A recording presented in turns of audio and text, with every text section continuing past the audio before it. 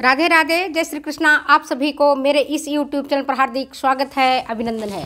प्यारे बच्चों, आज मैं आपको ट्रेडिशनल टेक्सटाइल्स ऑफ इंडिया, जिसमें ढाका की साड़ियाँ, ढाका का मलमल, चंदेरी साड़ियाँ, बालूचर साड़ियाँ, इन सभी के बारे में विस्तार से बताऊँगी। तो चलो हम देखते हैं ढाका के मलमल के बारे में। आज़ादी से पहले 1947 से पहले भारत के अंतर्गत ही पाकिस्तान और बांग्लादेश था। आज़ादी के बाद जब अंग्रेज गए, भारत को दो टुकड़ों में बांट गए। पाकिस्तान अलग बन गया और भारत अलग बन गया। बांग्लादेश बाद में बना। तो पहले जो भारत का हिस्सा था ढाका का मलमल, वहाँ का मलमल इतना सूक्ष्म, इतना बारीक, इतना महीन हुआ करता था वहाँ का कपड़ा कि जिसकी सुंदरता, जिसकी अलौकिकता, ऐश्वर्यशालीनता की बराबरी कोई अन्य मलमल नहीं के कपड़े नहीं कर पाते थे। कहा जाता है, ऐसा कहते हैं कि ढाका के मलमल के बारे में ऐसा कहते हैं कि एक थान, पूरा एक जो थान होता है 32 मीटर का, वो 32 मीटर का पूरा थान एक छोटी सी अंगूठी, ये जो अंगूठी है ना, अंगूठी के एक छल्ले से निकाल दिया जाता था। इतनी बारीक हुआ करती थी। वहाँ के कारीगर, बुनाई करने वाला, सोच कि कितनी बारीकी से, कितने महीन सूत से वस्त्र तैयार करता था। कहते हैं, एक और कहावत था कि दिया सलाई के एक डब्बे में पूरा थान मलमल का, ढाका के मलमल को, पूरे थान को एक सलाई के डब्बे में, माचिस के डिब्बे में आप रख सकते थे।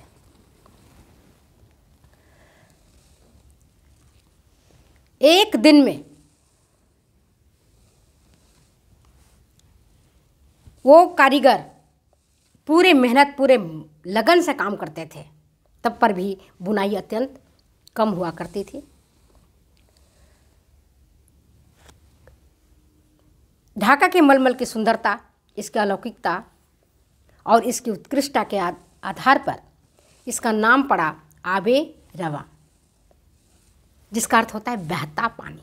आबे रवा ढाका के मलमल का ही दूसरा नाम था। वफ्ते हवा, हवा की तरह, हवा जैसे बहती है उस तरह के, हवा से भी हल्का।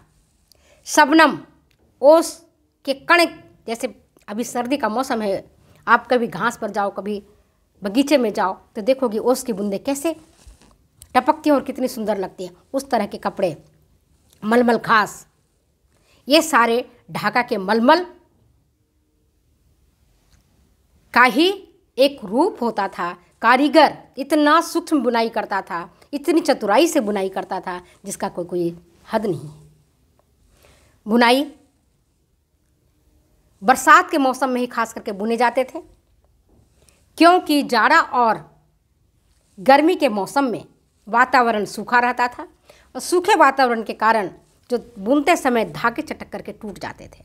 और जब धागे चटक करके टूट जाएंगे तो आप देखोगे कि बुनाई जहाँ से शुरू होगी वहाँ पर जोड़ना पड़ेगा, गांठें लगानी पड़ेंगी, और जहाँ से गांठें लगेंगी वहाँ से वस्त्र बिल्कुल चिकना नहीं रहेगा, उखड़ खाबड़ हो जाएगा, और साथ के साथ जो रेसे हैं, किनारे के रेसे, उसमें से वे फुज्जियाँ निकल जाएंगी।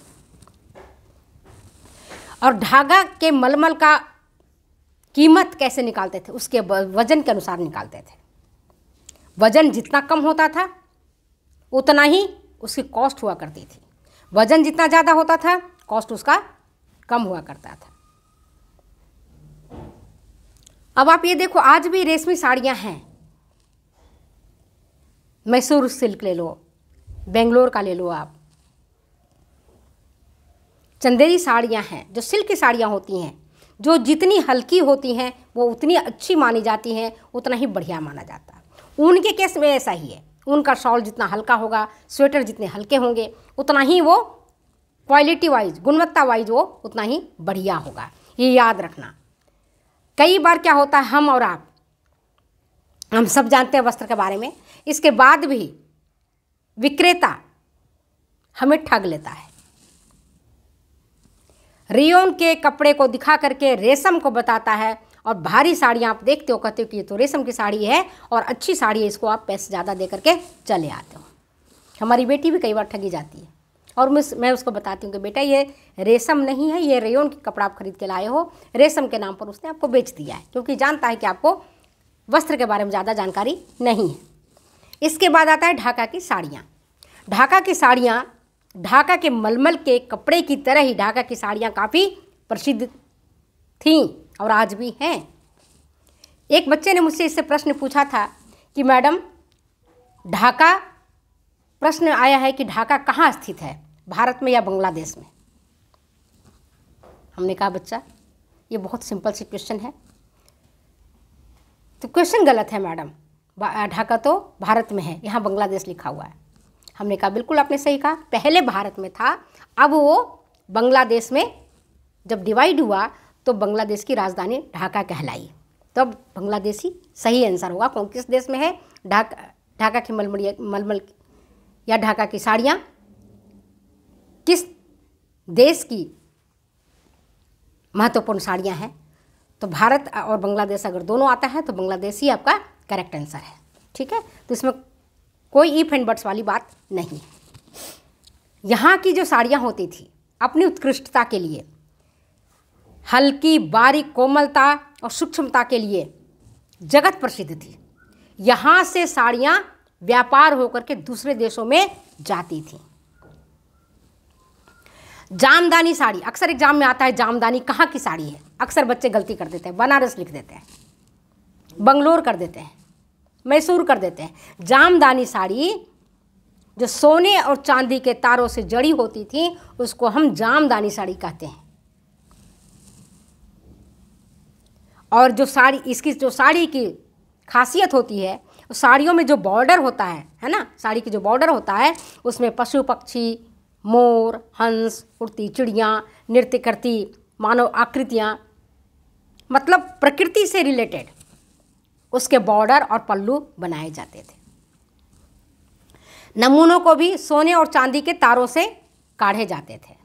आप जानते हैं कि बाल सोने की चिड़ियाँ कहलाती थी, लेकिन समय के साथ लुटेरों ने आकर के यहाँ की सोने चांदी तो लूट ही ले गए, यहाँ की सभ्यता और संस्कृति को भी लूट ले गए। तो उस समय जो वस्त्र बनते थे, चाहे बनारसी साड़ियाँ हो या आपकी जामदानी हो, ये सोने और चांदी के तारों से काढ़े जाते थे। जामदानी साड़ियाँ उस टाइम बहुत लोकप्रिय थीं और महिलाएं इसे बहुत ही अच्छे तरीके से संभाल करके, सहेज करके उसको रखती थीं। जिस किसी को जामदानी की साड़ियाँ मिलती थी, जैसे हमारे यहाँ पहले भी बताया था आपको कि जब शादी विवाह के अवसर होता है, उस अवसर पर बिहार और उत्तर प्रदेश में खास करके बनारसी साड़ियों का काफ़ी प्रचलन है। घूंघट की साड़ियाँ बनारसी साड़ियाँ ही हुआ करती थी और वो साड़ियाँ सोने और चांदी के तारों से जड़ी होती थी, उनके बॉर्डर, उनके पल्लू। तो जो मैंने आपको बताया ढाका के साड़ियों के बारे में, तो साड़ियों के पल्लू पर पशु पक्षी की आकृति बनाए जाते थे, सोने चांदी के तारों से जड़े जाते थे। और जब लाइनें इस डिजाइनों में जब तिरछी तिरछी लाइनें डाली जाती थीं तो उसको हम तिरछा कहते थे। साड़ियों का नाम था तिरछा साड़ी। अगर साड़ी के संपूर्ण भाग पर बूटे बनाए जाते थे, छोटे छोटे बूटे बनाए जाते थे, तब उसको, उस साड़ी का नाम बूटेदार साड़ियाँ कहलाती थी। वहाँ की पन्ना हजारे की भी साड़ियाँ काफ़ी फेमस हुआ करती थी। और पन्ना हजारे किसको कहते थे? फूलों के गुच्छे वाले नमूने की जो साड़ियाँ होती थी उसको हम कहते थे पन्ना हजारे। आप ये देखो, गेंदा के फूल को क्या कहते हैं? हजारी का फूल, हजारों का फूल, मतलब इसमें इतनी सारी छोटी छोटी पंखुड़ियाँ होती हैं कि उसको हजारा कहलाता है, हजारा कहलाता है। तो बहुत सारे फूलों के गुच्छे वाले नमूने की साड़ियों को हम क्या कहते थे? पन्ना हजारे कहते थे। फूलों के जाल वाले नमूनों से जो युक्त साड़ियाँ हुआ करती थीं उसको हम जतार कहते थे, जतार कहते थे। जाल वाले नमूने होते थे ना, तो उसको जतार कहलाते थे।